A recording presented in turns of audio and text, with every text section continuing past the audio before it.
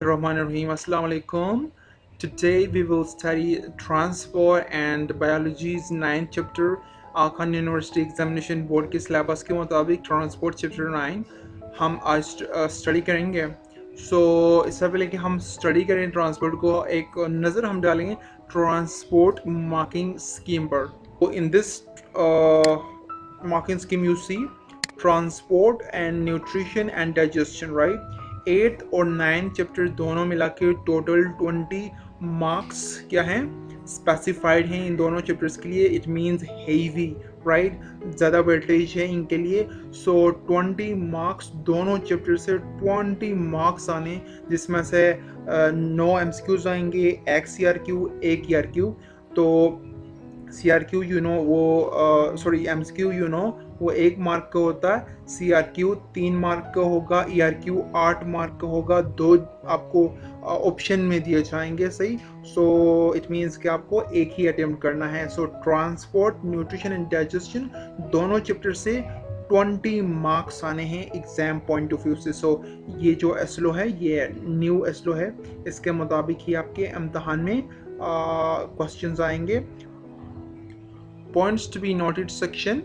Rate these points because it will help you in your examination, और आपको कुछ suggestions भी मिलेंगी यहाँ से।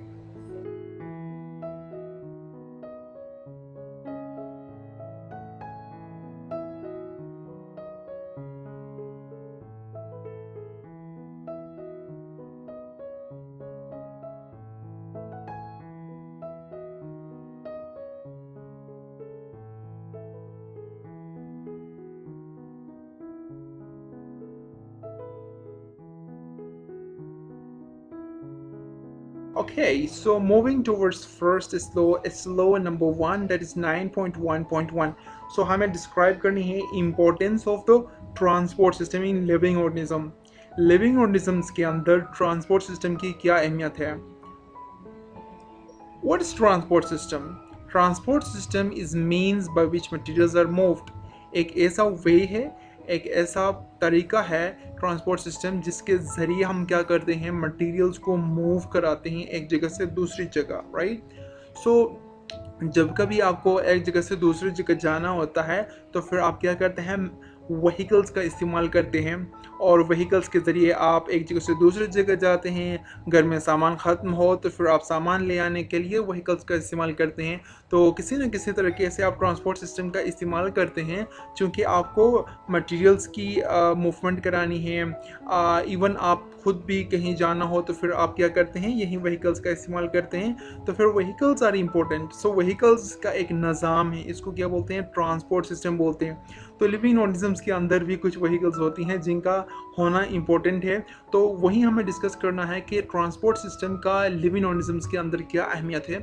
तो जैसे कि आप लोगों को पता है कि ट्रांसपोर्ट सिस्टम तो लिविंग ऑर्गेनिजम्स के अंदर है ही है, राइट? कुछ लिविंग ऑर्गेनिजम्स होते हैं जो 1 सेल या 2 सेल पे या 3 सेल पे मुश्तमिल होते हैं, उनके लिए कोई ख़ास ट्रांसपोर्ट सिस्टम की ज़रूरत नहीं पड़ती।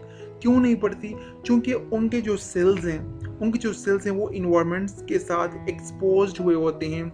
जो न्यूट्रिएंट्स बाहर से लेने होते हैं इन्वायरमेंट से डायरेक्टली लेते हैं, और जो वेस्ट मटेरियल खारिज करना होता है वो इन्वायरमेंट में खारिज कर देते हैं।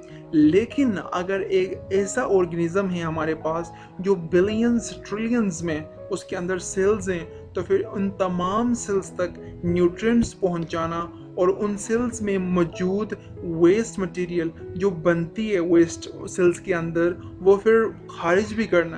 तो वेस्ट वहाँ से फिर इन्वायरमेंट में खारिज भी करना है, तो फिर आपको एक निज़ाम चाहिए जो ट्रांसपोर्ट सिस्टम की शक्ल में लिविंग ऑर्गेनिजम्स के अंदर होनी चाहिए। सपोज करें ह्यूमन बॉडी है, बिलियंस ऑफ सेल्स पे मुश्तमिल है, सही। इस लिविंग ऑर्गेनिज्म, इस कम्प्लेक्स लिविंग ऑर्गेनिजम्स को न्यूट्रिएंट्स तो चाहिए। हर सेल की सर्वाइबिलिटी के लिए इम्पोर्टेंट है कि न्यूट्रिएंट्स उसको मुसलसल मिलते रहें। न्यूट्रिएंट्स कहाँ से मिलते हैं? इन्वायरमेंट से। अब इन्वायरमेंट से सेल तक जो भी आपने न्यूट्रिएंट्स पहुंचाने हैं, उन न्यूट्रिएंट्स का पहुंचना तो इम्पोर्टेंट है। अब वो पहुंचेंगे कैसे? ट्रांसपोर्ट सिस्टम के ज़रिए, सही। उसके अलावा उस सेल में जो ना एनर्जी बनेगी, एनर्जी बनते बनते कुछ वेस्ट मटेरियल भी तो बनेंगे। अब वेस्ट मटेरियल भी तो क्या करना है, खारिज करना, क्योंकि वेस्ट मटेरियल सेल्स को चाहिए नहीं, वो तो वेस्ट हो गया, वो चाहिए नहीं, उसका सेल में मौजूद होना सेल के लिए बास ज़हमत है, कोई रहमत नहीं है, सही है, उनके लिए फ़ायदा मंद नहीं है। तो वेस्ट मटेरियल को खारिज करने के लिए भी हमें ट्रांसपोर्ट सिस्टम की ज़रूरत पड़ती है, ताकि वेस्ट मटेरियल इन्वायरमेंट में हम क्या कर सकें, खारिज कर सकें, और साथ में जो न्यूट्रिएंट्स हैं सेल तक पहुंचाने के लिए भी क्या करनी होती है, हमें ट्रांसपोर्ट सिस्टम का इस्तेमाल करना होता है। ब्लड आपके अंदर जो है ना, ये ट्रांसपोर्ट सिस्टम के तौर पे काम करता है। आप न्यूट्रिएंट्स खाते हैं, ब्लड में एंटर होता है, और ब्लड क्या करता है, सारे जितने भी सेल्स हैं आपके बॉडी में उन तमाम तक न्यूट्रिएंट्स लेके जाता है और वहाँ से वेस्ट लेके आता है। वेस्ट में आपके पास गैसेस भी शामिल है, CO2 बनती है ना सेल्स में, तो CO2 क्या करता है, ब्लड लेके आता है, और O2 क्या करता है, ब्लड सेल्स की तरफ लेके जाता है। तो ये सारा जो भी प्रोसेस होता है, ये एक मुनज़्ज़म ट्रांसपोर्ट सिस्टम है लिविंग ऑर्गेनिज्म के अंदर, उसकी वजह से होता है। इससे बढ़ के और क्या अहमियत चाहिए। सो इसी तरह हम फर्स्ट टेस्ट को कंप्लीट कर चुके हैं, बाकी आप खुद भी पढ़ें इसके हवाले से, right. So 9.2.1 this is second slow, describe करनी है internal structure of root and root hair.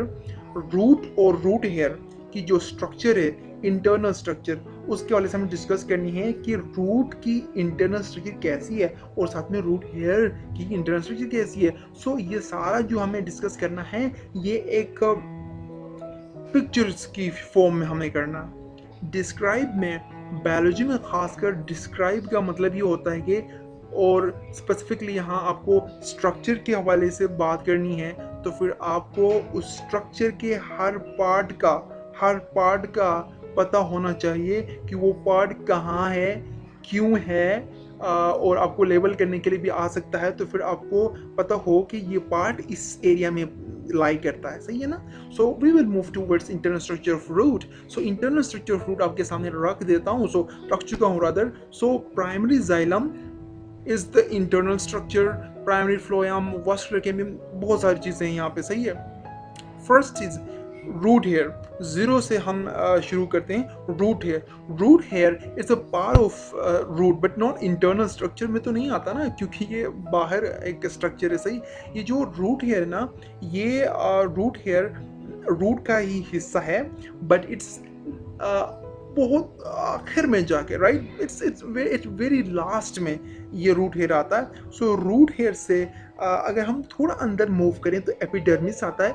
Epidermis से एक आउटग्रोथ होती है जिसको हम रूट हेयर बोलते हैं, एक हेयर टाइप की एक स्ट्रक्चर जो कि एपिडर्मिस से, सही, एपिडर्मिस से बाहर निकली हुई होती है, इसको हम क्या बोलते हैं, रूट हेयर बोलते हैं। तो एपिडर्मिस से आगे अगर हम मूव करें तो फिर एंडोडर्मिस आती है, एंड देन पेरिसाइकिल आती है। सो ये आपने डायग्राम याद रखना।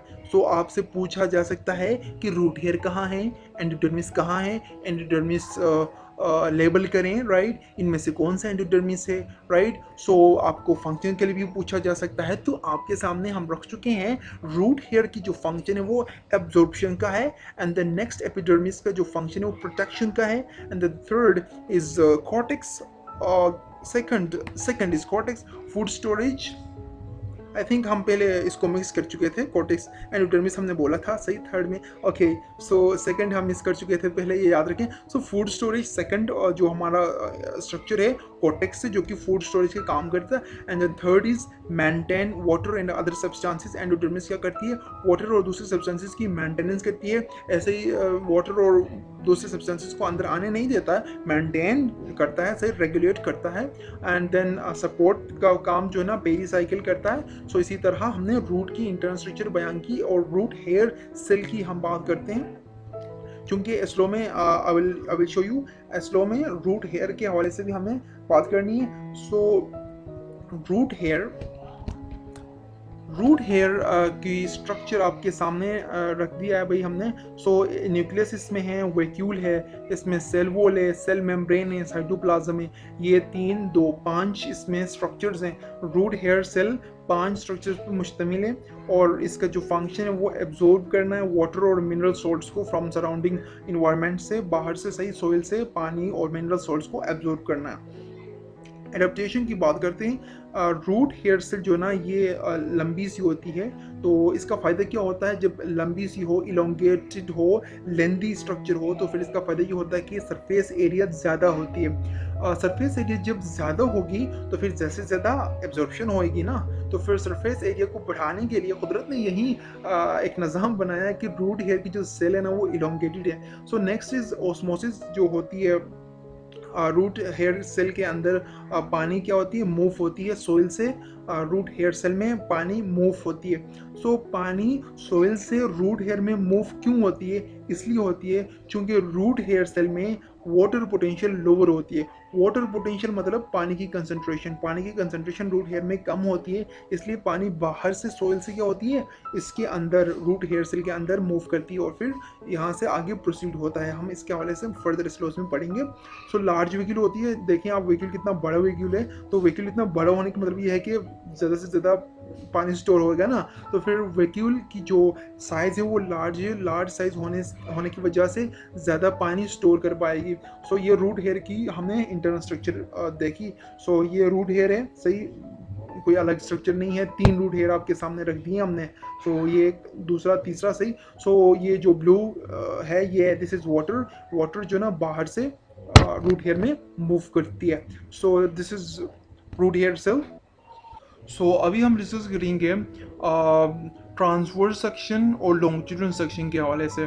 ट्रांसवर्स सेक्शन और क्रॉस सेक्शन ये दोनों एक ही सेक्शन की तरफ इशारा करते हैं, मतलब ये दोनों एक ही सेक्शन के दो नाम है, सही। तो ट्रांसवर्स सेक्शन और क्रॉस सेक्शन ये एक ही है और लॉन्गिट्यूडनल सेक्शन जो है ना ये दूसरा है। सो ट्रांसवर्स सेक्शन और क्रॉस सेक्शन सेम है, याद रखें, एक ही प्लेन से काटे गए हैं, बाकी लॉन्गिट्यूडनल सेक्शन एक अलग प्लेन से काटे हुए हैं। सो हमें जब कभी रूट दिया जाता है, रूट की इंटरनल स्ट्रक्चर दिया जाता है और कहा जाता है ये ट्रांसवर्स सेक्शन है, तो फिर सिंपली उसका मतलब क्या होता है कि ट्रांसवर्स सेक्शन है, मतलब क्या है इसका मतलब ये है कि रूट को एक तरतीब से काटा गया है, एक एंगल से, एक प्लेन से काटा गया है। वो प्लेन कौन सा है, ट्रांसवर्स सेक्शन में रूट लिया गया है, तो उसका मतलब क्या है, ट्रांसफर सेक्शन में रूट काटा गया है, तो उसका मतलब ये है भाई, इस वीडियो में आपको पता चलेगा।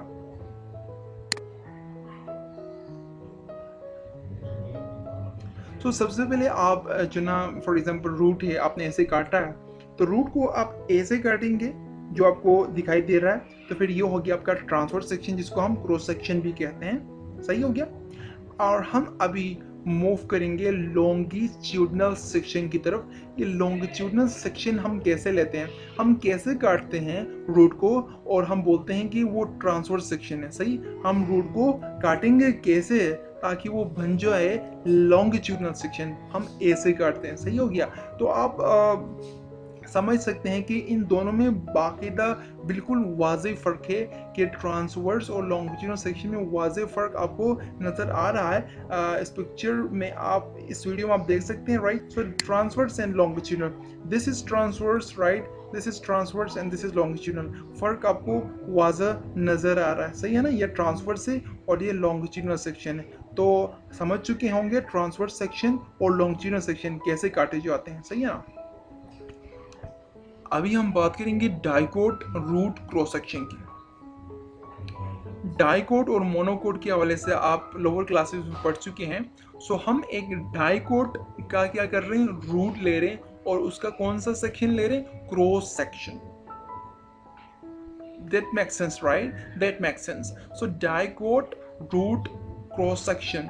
So ये एक पिक्चर है और आपको ये याद रखना है, पार्ट्स याद रखने हैं कि ये पार्ट्स कहाँ फोल्ड करते हैं, राइट। और पार्ट्स के आइडेंटिफिकेशन भी आनी चाहिए, बिकॉज एग्जाम में पूछा जाता है कि ये जो जाइलम है ये कहाँ है, एंडोडर्मिस कहाँ पाई जाती है, एपिडर्मिस कहाँ पाई जाती है, रूट हेयर कहाँ पाई जाती है, और उनके फंक्शंस भी लिखे हैं, सही। एग्जाम डाइकोट रूट की क्रॉस सेक्शन, डाइकोट रूट की लॉन्गिट्यूडनल सेक्शन, मोनोकोट रूट की क्रॉस सेक्शन और मोनोकोट और रूट की लॉन्गिट्यूडनल सेक्शंस की पिक्चर्स डाउनलोड करें और आप याद करें कि जो भी स्ट्रक्चर्स हैं वो सारे स्ट्रक्चर्स आपने याद रखने, और जब कभी आपसे पूछा जाए, और फंक्शंस तो हम डिस्कस कर चुके हैं बहरहाल, आप फिर भी खुद मज़ीद फर्दर डिस्कस करें, सॉरी स्टडी करें, सही, फर्दर आप खुद भी स्टडी करें, और आपको बेहतर जो ना इसके हवाले से कंटेंट मिलेगा, सही, गूगल करें। और पिक्चर तो हम आपके सामने रख चुके हैं, सही, ये यही पिक्चर है, आपको सिंपली क्या करना है, याद रखना, जितने भी पार्ट्स हैं इन तमाम पार्ट्स को आपने याद रखना, हर पार्ट वो कहाँ फॉल करता है, फॉल करने के उसके अलावा जो ना वो फंक्शन क्या है, ये सारा आपने क्या करना, याद करना। ये मोनोकोट रूट है, ये डाइकोट रूट था, और ये मोनोकोट रूट है, सही है ना। सो अगर आपको यहाँ बेहतर नज़र नहीं आ रहा, क्लियरली नज़र नहीं आ रहा, तो फिर आप गूगल पे जाएं, मोनोकोट रूट की क्रॉस सेक्शन और लॉन्गिट्यूडनल सेक्शंस दोनों आप ले लें, उन दोनों को देखें, याद करें, सही है, क्योंकि मोनोकोट और डाइकोट की क्रॉस सेक्शन और जो लॉन्गिट्यूडनल होती हैं वो अलग अलग होती हैं, सही है, वो अलग अलग होती हैं। मोनोकोट रूट की क्रॉस सेक्शन अलग होगी, मोनोकोट रूट की लॉन्गिट्यूडनल अलग होगी, डाइकोट रूट की क्रॉस सेक्शन अलग होगी, डाइकोट की लॉन्गिट्यूडनल सेक्शन अलग होगी। सो ये आप सारा जो ना याद रखना, सही है, ये सारा आपने याद रखना, इसमें कोई समझाने वाली बात नहीं है, ये याद रखना है आपने। और एग्जाम में क्वेश्चंस कैसे आते हैं हम आपको दिखाते हैं। सैम्पल क्वेश्चंस ऐसे आते हैं भाई, the diagram shows section of the root of a plant, एक प्लांट रूट ली गई है, एक सेक्शन लिया गया है, ये क्रॉस सेक्शन है, सही, क्रॉस सेक्शन है, सही, क्रॉस सेक्शन है, और identify the structure labelled R, R जो स्ट्रक्चर ये कौन सी है आपने आइडेंटिफाई करनी है, और आइडेंटिफाई करने के बाद आपने क्या करना, एक फंक्शन उसका लिखना भी है, सही है ना।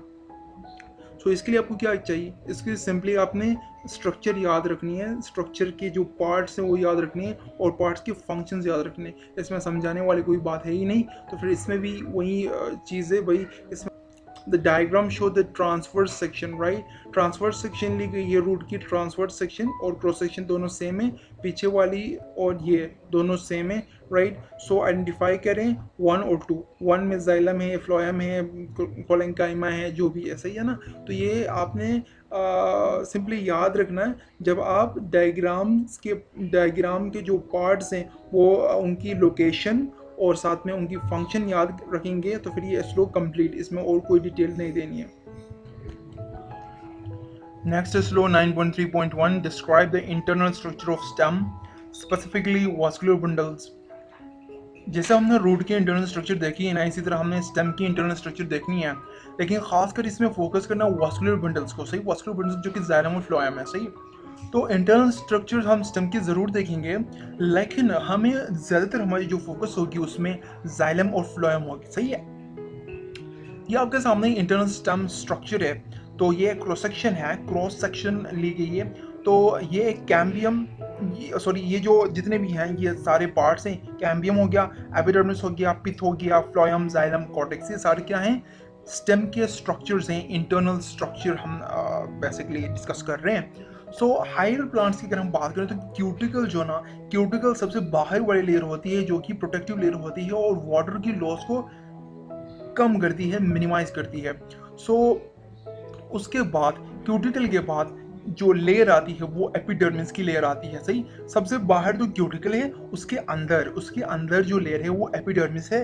एपिडर्मिस एक प्रोटेक्टिव लेयर है जो कंट्रोल करती है वाटर लॉस को, सही, वो भी एक प्रोटेक्टिव लेयर है और वाटर लॉस को कंट्रोल करती है।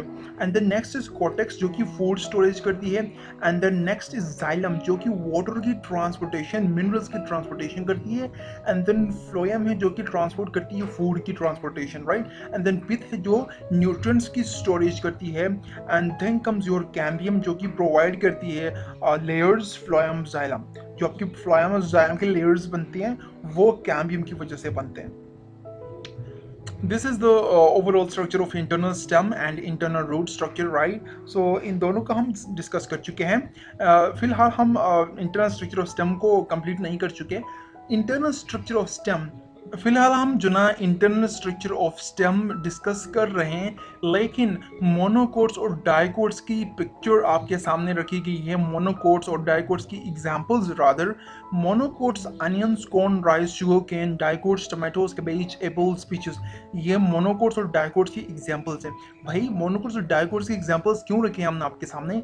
इसलिए रखे हैं क्योंकि स्टेम जो ना, स्टेम मोनोकोट और डाइकोट में स्टेम के अंदर मौजूद वास्कुलर बंडल्स, जिनको हमने स्पेसिफिकली इनको फोकस करना है, वास्कुलर बंडल्स मोनोकोट और डाइकोट में डिफरेंट होते हैं। हम अपने पिछले उस पिक्चर में हम पढ़ चुके हैं, डायग्राम में हम डिस्कस कर चुके हैं कि जाइलम और फ्लोएम होते ही इंटरनल स्ट्रक्चर ऑफ स्टेम में। जाइलम वाटर मिनरल्स की ट्रांसपोर्टेशन करती है, फ्लोएम फूड की ट्रांसपोर्टेशन। लेकिन जो मोनोकोट्स और डाइकोट्स होती हैं ना, इनकी जो स्टेम है, स्टेम के अंदर मौजूद वास्कुलर बंडल्स की जो ना थोड़ी बहुत इनमें डिफरेंस होती है। सिंपली इन वास्कुलर बंडल्स में डिफरेंस पाई जाती है मोनो और डाइकोट्स की स्टेम में मौजूद वास्कुलर बंडल्स की। सही। इसलिए हम मोनो और डाइकोट्स को हम डिस्कस कर रहे हैं। मोनोकोट्स और डाइकोट्स में तो अलबत्ता बहुत सारी डिफरेंसेस हैं, बहुत सारी डिफरेंसेस हैं। हमारा फोकस वास्कुलर बंडल्स का। So the third one, right, the third one vascular bundle. Monocots की अगर हम बात करें तो वास्कुलर बंडल्स जो इनमें मौजूद होती हैं, इनमें मौजूद वास्कुलर बंडल्स की अरेंजमेंट कम्प्लेक्सली होती है, मतलब समझ नहीं आ रही होती है, एक पेचीदा टाइप की एक अरेंजमेंट होती है, मतलब एक कॉम्प्लेक्स अरेंजमेंट इसमें होती है। जबकि डाइकोट्स में वास्कुलर बंडल्स की अरेंजमेंट एक तरतीब से होती है और रिंग फॉर्मेशन करते हैं। वास्कुलर बंडल्स क्या करते हैं? रिंग अरेंजमेंट होती है, इनमें रिंग टाइप की अरेंजमेंट होती है। हम आपको पिक्चर में ये सारा दिखाते हैं आगे, सही है ना? सो मोनोकोट्स और डाइकोट्स की जो डिफरेंस है वो वास्कुलर बंडल्स को फोकस करते हुए हम करेंगे, बिकॉज हमें फोकस करना है वास्कुलर बंडल्स, राइट। सो मोनोकोट जो स्टेम होती है, उनकी स्टेम में जो मोनोकोट्स की जो स्टेम होती है, इनमें plant characterize with the presence of scattered vascular bundles. इनमें मौजूद वास्कुलर बंडल्स स्कैटर्ड होते हैं। मोनोकोट स्टेम के अंदर मौजूद वास्कुलर बंडल्स क्या होते हैं? स्कैटर्ड फॉर्म में बिखरे हुए होते हैं, कोई खास अरेंजमेंट नहीं होती है, पैचीदा किस्म की, राइट। सो डाइकोट्स में स्टेम के अंदर मौजूद वास्कुलर बंडल्स अरेंज्ड होते हैं रिंग की शक्ल में। किसकी शक्ल में? रिंग की शक्ल में। So have a look at this diagram and let me zoom this. Okay, so this is what, this is monocot. Monocot में मौजूद जो वास्कुलर बंडल्स हैं, आप देख सकते हैं अरेंज्ड हैं कॉम्प्लेक्सली, बिखरे हुए हैं, स्केटर्ड फॉर्म में हैं, कोई खास अरेंजमेंट नहीं है, बिखरे हुए हैं, स्केटर्ड फॉर्म में। जबकि डाइकोट्स में वास्कुलर बंडल्स क्या हैं? एक खास अरेंजमेंट है इनकी और रिंग शक्ल इख्तियार कर गई हैं। वास्कुलर बंडल्स की शक्ल कैसी है? रिंग, सही है ना? रिंग की शक्ल में वास्कुलर बंडल्स अरेंज्ड हैं, रिंग्स बनाई हुई हैं वास्कुलर बंडल्स ने, और रिंग की शक्ल में वास्कुलर बंडल्स अरेंज्ड हैं। जबकि मोनोकोट में ऐसा कोई रिंग सिस्टम, कोई सीन नहीं है, just they are scattered, right, बिखरे हुए हैं, पेचीदा किस्म की एक अरेंजमेंट है। So next monocot difference contains scattered vascular bundles, ये हम डिस्कस कर चुके हैं। Next is numerous vascular bundles. जो मोनोकोट है उसमें मौजूद वास्कुलर बंडल्स की तादाद की अगर हम बात करें तो तादाद उसमें न्यूमरस बहुत सारे होते हैं, जबकि डाइकोट में वास्कुलर बंडल्स की तादाद 4 to 8 होती है। Outer vascular bundles are smaller. Monocot में आउटर वास्कुलर बंडल्स क्या होती हैं? बाहर वाली वास्कुलर बंडल्स वो स्मॉलर होती हैं, जबकि इनर वास्कुलर बंडल्स लार्जर होती हैं, वो लार्जर होती हैं। आउटर वास्कुलर बंडल्स स्मॉलर होती हैं, किसकी निस्बत? इनर वास्कुलर बंडल्स की निस्बत। आउटर वास्कुलर बंडल्स क्या होती हैं? स्मॉलर होती हैं, किसकी निस्बत? इनर वास्कुलर बंडल्स की निस्बत। और इनर वास्कुलर बंडल्स क्या होती हैं? लार्जर होती हैं आउटर वास्कुलर बंडल्स की निस्बत। सो डाइकोट में वास्कुलर बंडल्स में कोई साइज में अनइक्वल वाली कोई सीन नहीं होती। ऑल जितने भी वास्कुलर बंडल्स हैं वो तमाम के तमाम एक ही साइज के होते हैं। उसमें हमने देखा कि जो स्टेम है उसका इंटरनल स्ट्रक्चर हमने डायग्राम में हमें देखा जो ना इंटरनल स्ट्रक्चर जो स्टेम की होती है, खासकर स्लो में पर्टिकुलरली जो हमें बोला था स्लो में जो पूछा था स्लो ने स्पेसिफिकली वास्कुलर बंडल्स को देखना था, सही। तो वास्कुलर बंडल्स को हमने मोनोकोट और डाइकोट में देखा। बाकी जनरल तौर पे इंटरनल स्टेम स्ट्रक्चर में भी हमने जाइलम और फ्लोएम को देखा। बाकी मोनोकोट और डाइकोट में भी हमने आपको दिखाया कि वास्कुलर बंडल्स उनमें कैसे अरेंज हुए होते हैं और इंटरनल स्ट्रक्चर हमने स्टेम की देखी, सही। सो अभी हम मूव करते हैं definitions, root pressure, capillary reaction, transpiration pull. जब कभी डेफिनेशंस आती है ना, हम एक्सप्लेन नहीं करते क्योंकि नॉलेज बेस्ड होती हैं।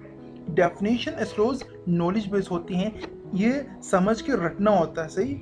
समझ के रटना होता है, समझना इसलिए ज़रूरी होता है क्योंकि आगे जो स्लोज आती हैं उनमें यही वर्ड्स इस्तेमाल होते हैं, root pressure, capillary reaction, transpiration pull, इसलिए समझना ज़रूरी। सो ये आप देखें रूट प्रेशर की डेफिनेशन है, रीड करें, समझें। And this is capillary reaction, and then this is capillary reaction and root pressure once again, and then transpiration pull, right? And moving towards the sample questions, right? And this is the sample question related to this is low, right? Further slows को हम अपनी next part में discuss करेंगे। हमारी आपसे request होगी जितने भी स्लोज कंप्लीट हो चुके हैं उन स्लोज को खुद से भी स्टडी करें और दीगर सोर्सेज से भी कंसल्ट करके इन स्लोज की फर्दर मज़ीद और बेहतर तैयारी करें ताकि एग्ज़ाम में आप बेहतर स्कोर कर सकें। चूँकि लिमिटेड टाइम में स्लो मुकम्मल तौर पे समझना मुश्किल हो जाता है, so I request you to go through your book as well and also different sources से और बेहतर तैयारी करें ताकि आप एग्ज़ाम में बेस्ट स्कोर कर सकें। We wish you good luck for your examination. अब तक जितना हम आपको समझा चुके हैं, उम्मीद करते हैं आप समझ चुके होंगे। जितने भी स्लोज हम डिस्कस कर चुके हैं उनसे रिलेटेड फिर भी कोई क्वेश्चन है, क्वेरी है, तो आप कमेंट सेक्शन में या बेटर होगी आप ईमेल के ज़रिए हमारे साथ कांटेक्ट करके क्वेरीज हमारे साथ शेयर करें ताकि अपनी नेक्स्ट पार्ट में हम आपके क्वेरीज का रिस्पॉन्ड कर सकें, सही है। सो वीडियो कैसी लगी हमें कमेंट सेक्शन में ज़रूर बता दीजिएगा ताकि हम इम्प्रूव कर जाएं, because our improvement is your improvement. Stay home, stay safe, thank you very much.